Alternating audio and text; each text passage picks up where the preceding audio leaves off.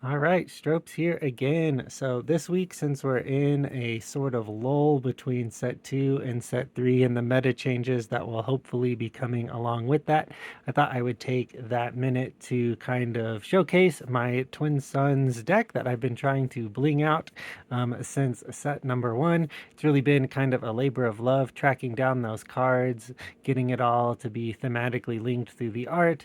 Rogue One really kind of got me back into the current era of Star Wars. I was really obsessed with the original trilogy as a kid, trying to get all of those Kenner toys in the 90s. And I grew up with the prequel trilogy, but I really just wanted to kind of celebrate and showcase all of that, what got me back into it. Um, and, showcasing those characters from the movies that I love, both old and new. So I was really lucky to pull both of these showcases in the.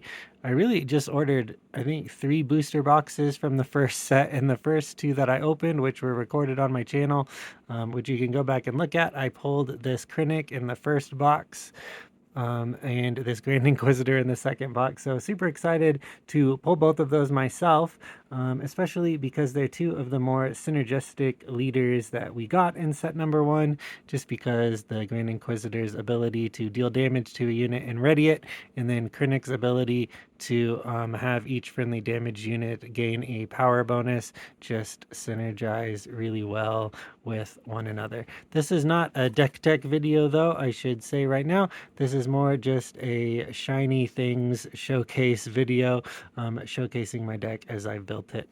So we'll go straight into the cards here. We'll just start with the cards that the Grand Inquisitor can ready immediately with his action and not die. So we've got Hylobon Enforcers there. Pretty sweet art with them on there. Got the Guavian Antagonizer, just a nice saboteur. We've got the Pike Sentinel, Consortium Star Viper. Got that Deathwatch Loyalist, really kind of a cool dynamic pose there. Outlaw Corona. Got the Punishing one there. The Cloud City Wingguard. We've got Jango Fett, one of 2 Surge foil cards in the deck. I really just prefer this treatment, the art on this one, to the main set one. Not that I dislike cartoony art. I've got a fair amount of that in the deck and I like it, but I don't know. This is just my favorite currently, so this is the one that's in there now. Just really love that pose. We've got Sinara San there.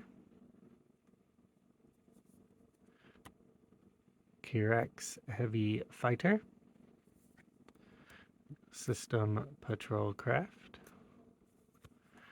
Clan Challengers. Nice undercosted card with Raid there. Cards with Raid are really good in Grand Inquisitor because he can ready them and their power bonus comes through attacking, so they're a little bit understated but hit up for quite a lot. Got Discerning Veteran.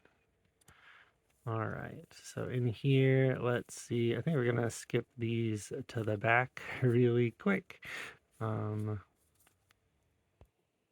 All right, reorganize there for a second just so we can keep going. Now we're going into Imperial units. I kept them into their own section just because they bleed over a little bit into the when played section, which is the next setup of cards. So we've got Inferno 4 there. Really love those space units, especially in the hyperspace frame. Colonel Eulerin there for some nice healing. Scout Bike Pursuer, one of the OG cards for Grand Inquisitor. We've got Seasoned Shore Trooper. First Legion Snow Trooper. Got the client here. The client's pretty useful in this deck because he can be immediately hit and it'll knock the shield off, but then you can try and get that healing bounty right away on his deploy turn, which is pretty quick. We got a 5th brother, so running both Inquisitors, 5th brother and 7th sister. Really useful in that he doesn't have grit but gains raid for damage, so he can kind of double up like we'll see with the card later. Got seventh sister there. Nice that each of the Inquisitors really synergizes really well with the Grand Inquisitor. Got Childson, so sometimes you can hit Childson, sometimes not, just depends on the amount of cards you want to reveal, which kind of depends on what stage of the game you are in. We've got a Crosshair there, a nice unit to be able to immediately ready and use his action, which will buff him up to 3, so you can kind of immediately hit something for 3. Cell Block Guard. We're running Cell Block Guard here. No Phase 3 Dark Trooper, just because I wanted to keep all of the cards in the deck, either Hyperfoil or Equivalents. And currently, from the weekly play kit, there is no option for a foil Dark Trooper. Got Pershing there, a nice source of card draw. And in an emergency, he can be hit with Grand Inquisitor to draw. Got a Death Trooper there, probably my favorite art in the whole game. Just really kind of like love the colors on it. Stands out so nice. Just a fan of the kind of like Death Trooper aesthetic. Anyway, as I mentioned at the start, like Rogue One getting me kind of back into Star Wars. Just really love the card. Love the ability on it, even though it's fallen a little bit out of favor currently. Just one of my favorite cards in the game. Now we're kind of into the cards that have like when played abilities. We've got the TIE Advance there to give some experience. We've got a fair amount of Imperials in the deck. Got an Interceptor, just kind of like a space version of what you want to be doing, or similar effect to a Death Trooper. Callus for some nice card draw. And we've got Emperor Palpatine. So I pulled this from my first pre-release kit, another card that I pulled myself from the list. Really love the art on that, especially the way the lightning kind of shines and looks through there. And I know some people don't like some of the more kind of comic book looking art or animated looking art, but I really, love some of it, especially on Palpatine there. We are running one main deck capital ship, one Star Destroyer. I do have hyperfoils of the others. I think Relentless is kind of the more playable one. In Twin Suns, you don't really want to be running an Avenger. It just doesn't work out the same as it works in single player games, but I just like collecting them. I think they look cool. I've actually been collected foil Star Destroyers since the Decipher Star Wars CCG days, and Relentless is really nice to kind of get out. Oops. Slid off right there, but really nice to get out. I can kind of lock in the game, shut down events that your opponent might use to kind of like remove it, so it kind of like nerfs the first few events. And especially if they're trying to handle someone else, it's just kind of like nice to kind of lock in the game, especially if you're already ahead. Sometimes the game doesn't get up to 9 resources, but when it does, Relentless can really come in clutch and help you out there. Got a Death Star Stormtrooper. So now we're just into some units, some cards that can't be used with Grand Inquisitor necessarily, but are still useful in the deck. Putting out 3 damage on the board for 1 is just a useful thing to be doing. TIE Vanguard can give us some early game experience. Really kind of like love that green glow. Helps the lasers really stand out there. Gamorrean Retainer. Black Sun Starfighter. So a few Sentinels there. And Gideon Hask, who is just a sort of Twin Suns all-star, just because he counts all of your enemies. Any enemy unit that dies, he can put all of that experience out. So in Twin Suns, he can put out quite a bit. And he's even good in, normal, standard kind of premier and constructed decks too. But even better in Twin Suns, because he's really got to be dealt with quick, or he becomes a really big problem. We are running First Light because a fair amount of the cards in our deck, like I mentioned, the Fifth Brother, cards like that, don't have grit, even if they kind of sometimes functionally have grit. So worth noting that you can't like double up on it or anything. Only keywords with numbers after them, which doesn't include grit. But we've got so many, and the Grand Inquisitor puts out so much damage on our units, even the ones that don't have grit, that it's nice to give it to the ones that don't have it. Plus, the smuggle is nice, being able to get it right out of your resource row and put it away early is always great.